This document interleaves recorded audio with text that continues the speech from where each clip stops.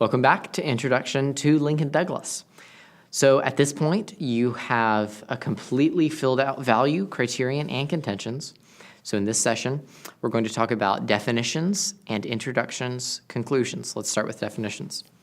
If you've been doing the homework, go back to that long list of definitions that you compiled. You should have had 10 definitions for each term in the resolution. That was back when we analyzed the resolution. So go back to that list.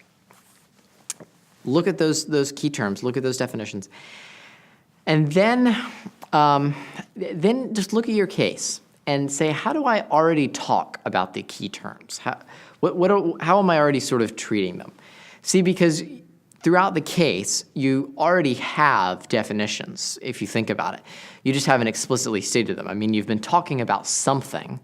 And so if you've been talking about national security or whatever your resolution has to deal with, then you have a particular understanding of national security that you've been talking about. So just find a definition that matches that. Find a definition that matches the key terms. That's it. You now have definitions. Introductions and conclusions. These are easy at first. And here's the thing.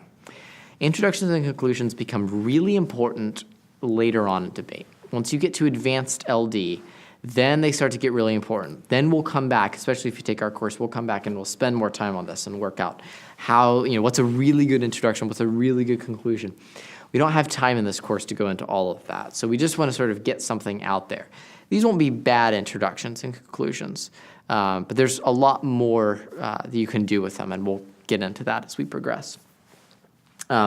So here's how you come up with an introduction. Think about the main point of your case. Then go either find a quote or a historical example that illustrates the main point of your case.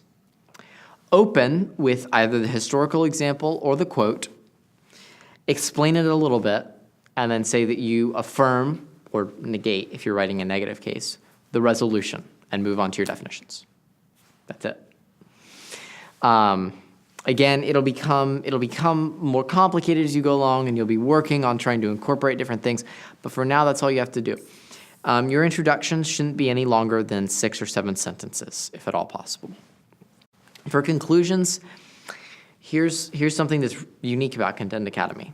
We don't actually believe you need a conclusion, a separate conclusion. Finish the last point. Finish up your third contention, your fourth contention, whatever your last contention is. Finish explaining it, and then maybe write another sentence or two if it's sort of an awkward place to end, restating the main point of your case, restating what you've argued, and then just say thank you. That's it. That's your conclusion. For your homework, write your introduction, conclusion, and pick your definitions. When you're finished, congratulations. You now have a complete LD case that you wrote from scratch by yourself. That's phenomenal. Not many people get to that point this quickly, and so you should be very proud that you've gotten here. Once you get case writing down, trust me, it gets much easier. Next time, we're going to move on, and we're going to have you construct the negative case.